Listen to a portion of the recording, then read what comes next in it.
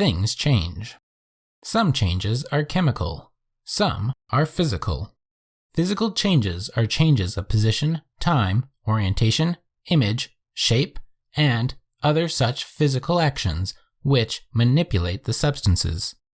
A chemical change is one where the substances undergo a rearrangement of the atoms and molecules through how they are bounded.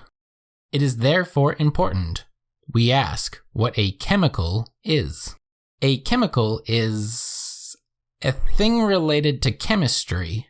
Chemistry is the science of the behavior of matter by studying the behavior of atoms and molecules. Historically, molecules were easier to physically detect, but philosophically, atoms came first, as they started as the idea that the universe cannot be divided infinitely, that there must be a smallest uncuttable stuff. Uncuttable in ancient Greek was atom. Before we related atoms to elements, we were able to detect elements. Historically, regardless of what category we put them in today, we had water, gold, iron, copper, silver, nickel, zinc, sulfur, tin, mercury, lead, antimonium, bismuth, borax, calcium oxide, chalk, fool's gold, salts of all types, vinegars, butter, and so on. There were many chemicals to play with before the science of chemistry even appeared. Alchemists of history found many different combinations of chemicals, but everything changed after the invention of the vacuum chamber. French alchemist Antoine Lavoisier became the father of chemistry when he did his experiments in vacuum chambers and demonstrated that alchemy reactions never lose mass. Any appearance of a loss of mass was due to losing the gas that the reaction had produced. Lavoisier discovered this when he was able to keep all of the reactions on a scale by keeping them inside those chambers.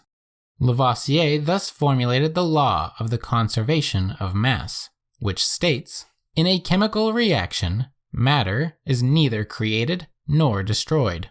What this really means is that when one substance changes into a different type of substance, nothing vanishes or pops into existence, but rather, elements and atoms are being reorganized and rearranged.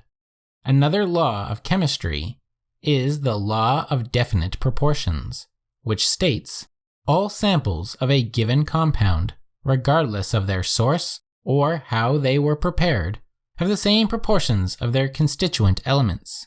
This means that if you break a compound of elements into its individual particles, the ratio of those elements are always the same.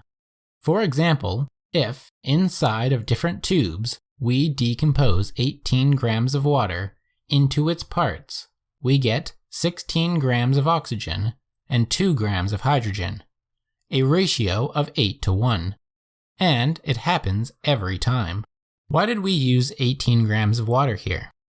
Well, if we did 20 grams of water, then we will get 17.777 repeating grams of oxygen and 2.2222 repeating grams of hydrogen, which is a ratio of 8:1.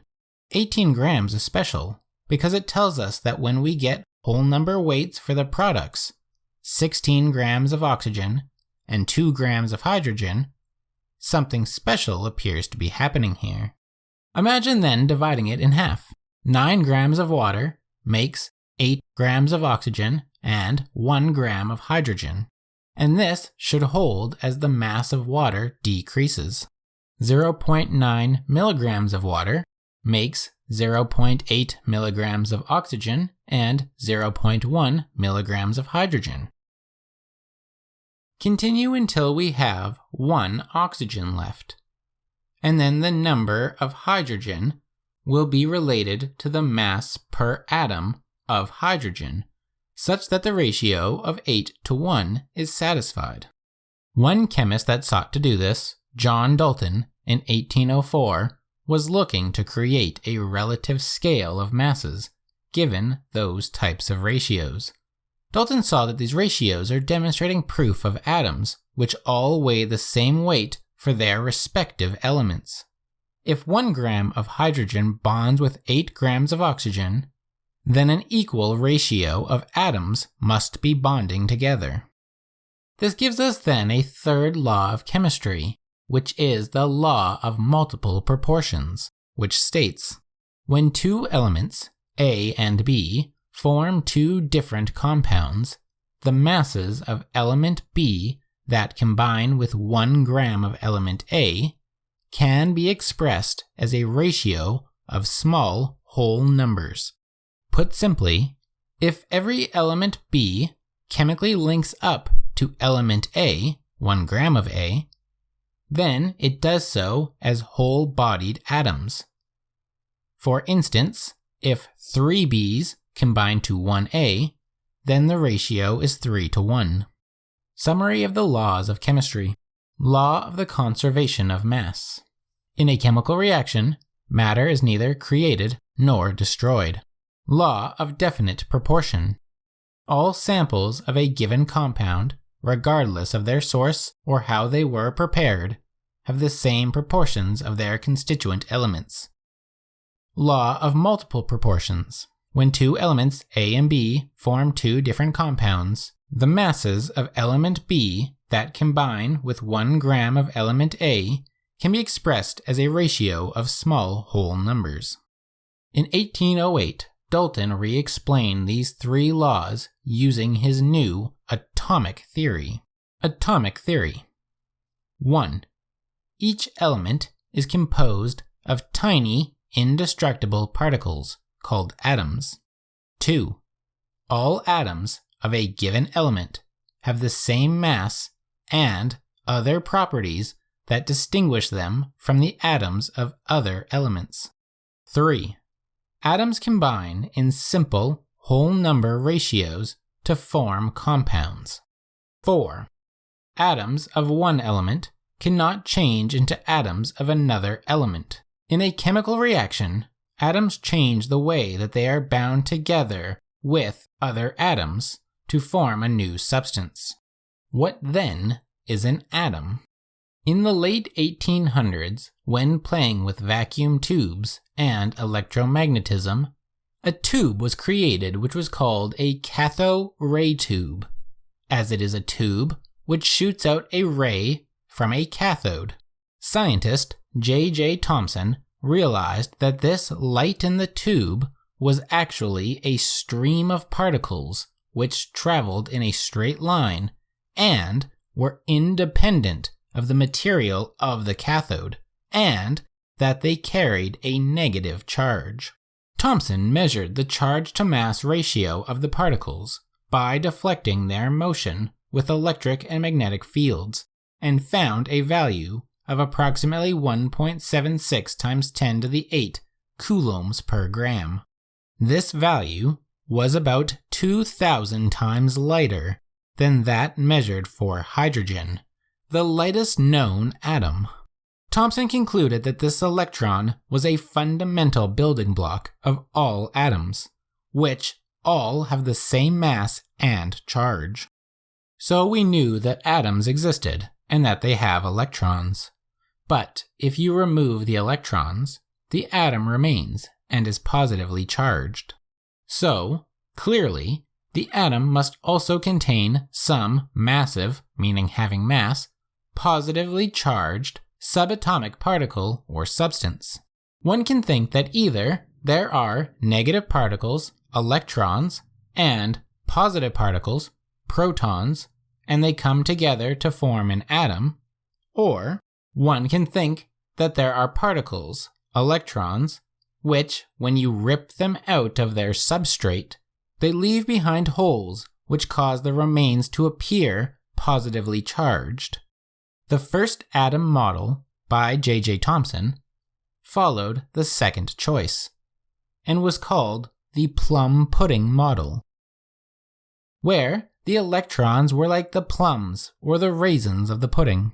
The plum pudding model suggests by its nature that the atom fills the entire space of the atom, and that the electrons were inside of the atom, inside of that space.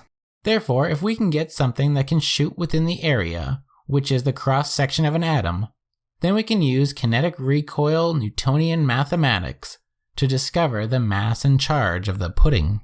One scientist, Ernest Rutherford, was experimenting with radioactive materials like uranium, which shoot out tiny things which he coined alpha radiation and beta radiation.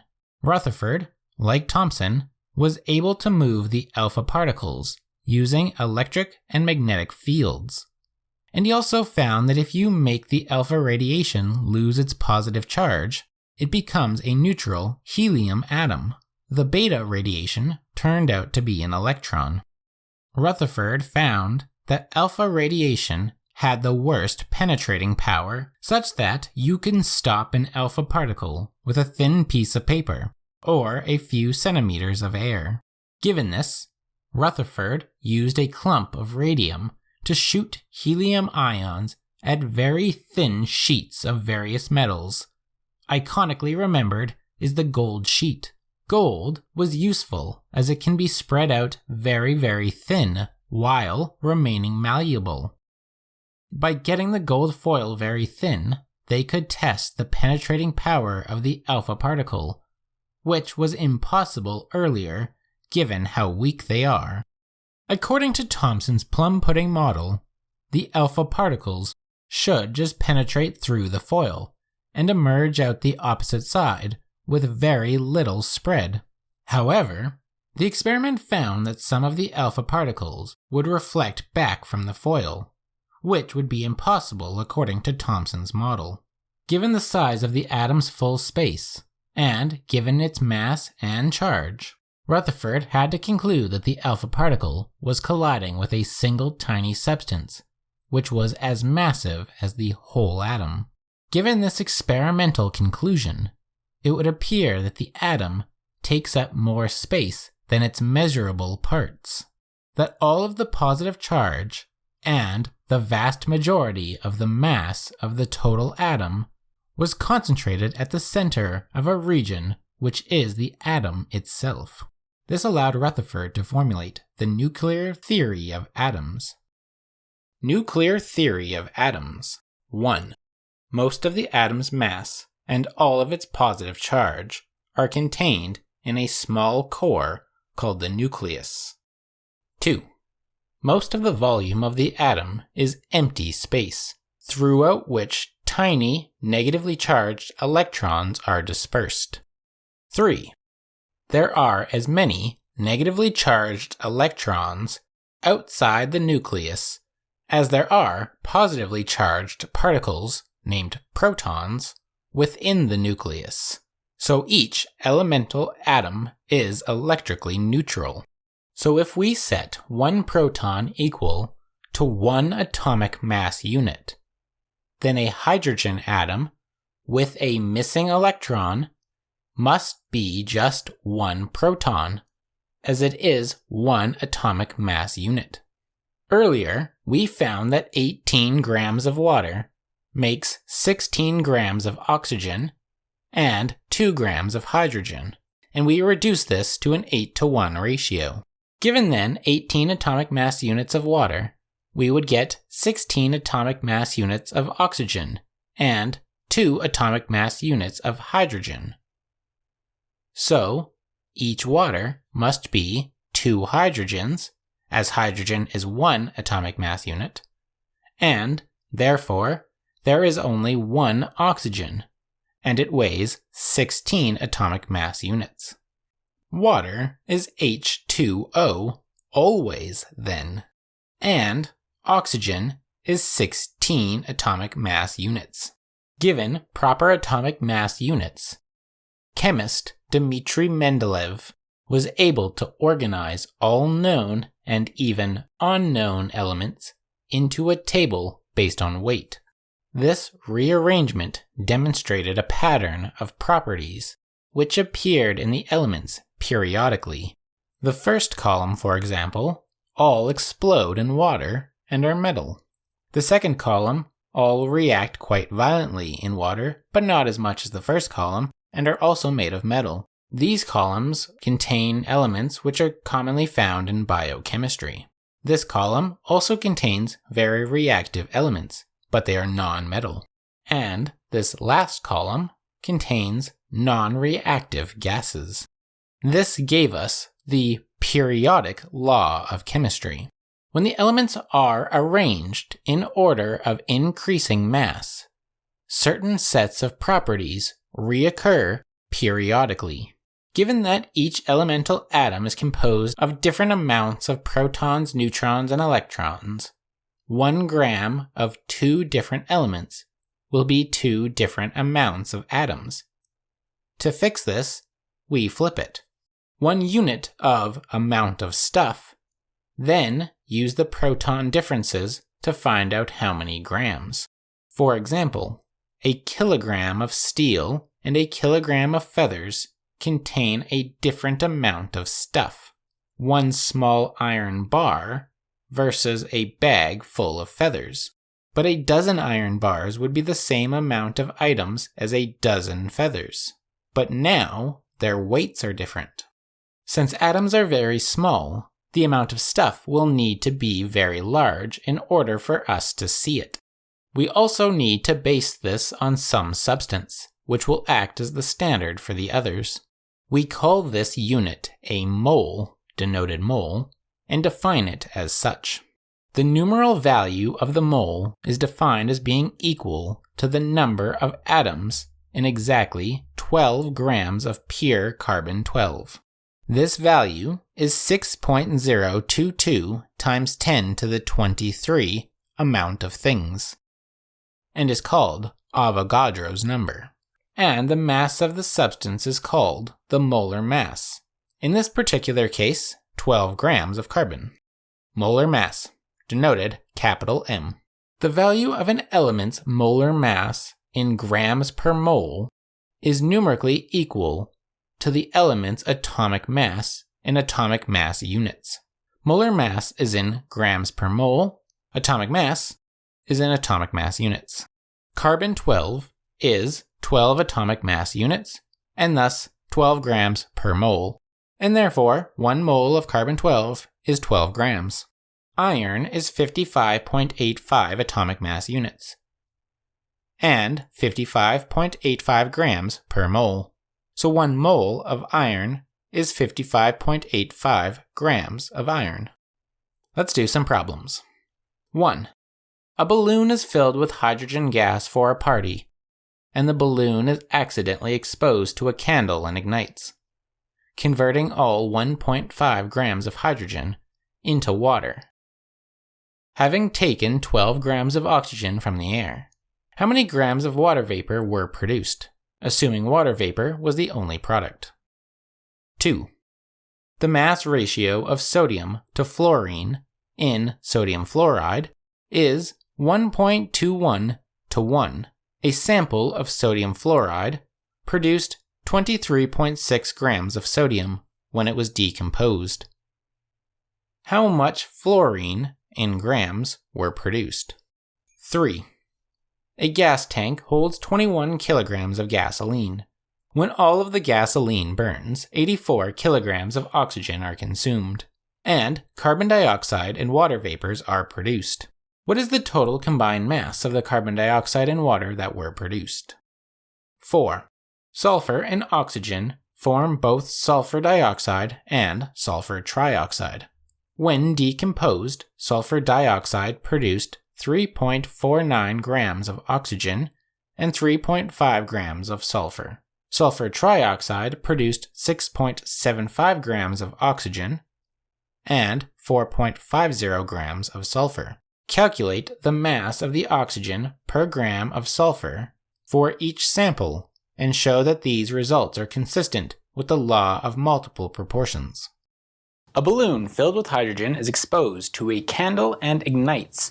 All 1.5 grams of hydrogen are converted into water with 12 grams of oxygen from the air. How many grams of water vapor were produced? The answer to this is quite simple. we are actually just sticking with the conservation of mass law, and that is 1.5 grams plus 12 grams. No mass can be lost. So it's as simple as 13.5 grams of water.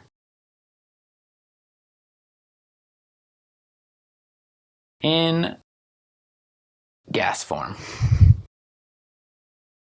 Okay, question 2.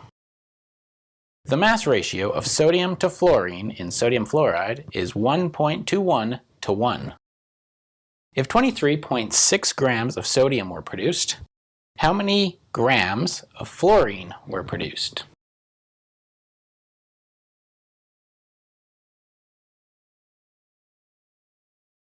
From our known ratios, we know that we have sodium to fluorine is our ratio, and that it is 1.21 to 1. Another way of saying this is that we could say that Na divided by F should equal 1.21. Therefore, if we want to know actually how many fluorines, we should times both sides by F. So to cancel these two, and then divide 1.21. F equals the sodium 1.21. And we know how much sodium we've been given. We have been given 23.6 grams at a ratio of 1.21. 23.6 divided by 1.21 gives us 19.5 grams of fluorine. Question 3. A gas tank holds 21 kilograms of gasoline. When the gasoline burns, 84 kilograms of oxygen are consumed, and carbon dioxide and water vapors are produced. What is the total combined mass of the products, the carbon dioxide and the water vapors?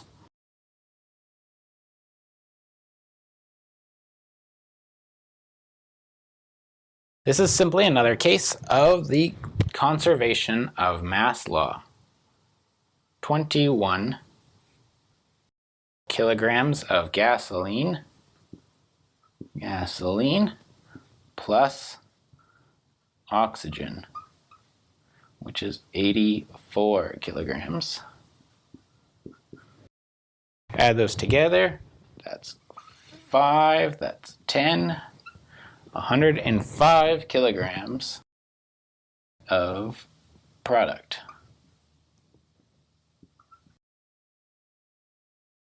We don't need to know how many carbon dioxides versus waters, just the combined mass. So 105. Okay, question 4. Sulfur and oxygen form sulfur dioxide and sulfur trioxide. When decomposed, sulfur dioxide produces 3.49 grams of oxygen and 3.50 grams of sulfur. Sulfur trioxide produces, when decomposed, 6.75 grams of oxygen and 4.5 grams of sulfur. Calculate the mass of oxygen per gram of sulfur for each sample. In our top sample, sulfur dioxide, we're going to write SO2,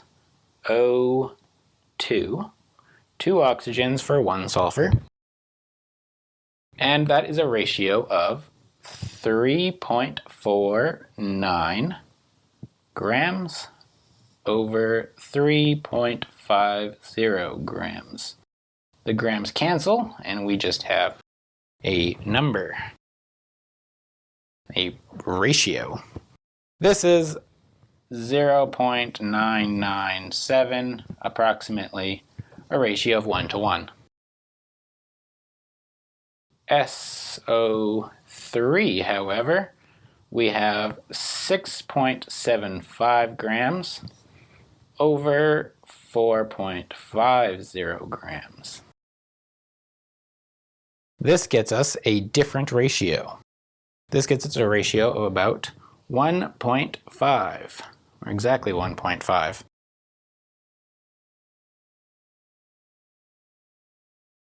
And we can check to see if this is consistent with the multiple proportions law.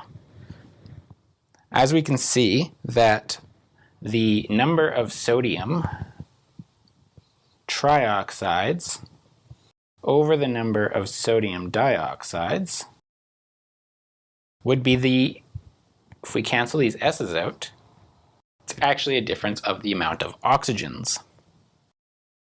In the top case, we have 3 oxygens, and on the bottom case, 2 oxygens. If we just convert this to math and say 3 over 2, this proportion should match the proportion of our elements, and it does. That is 1.5.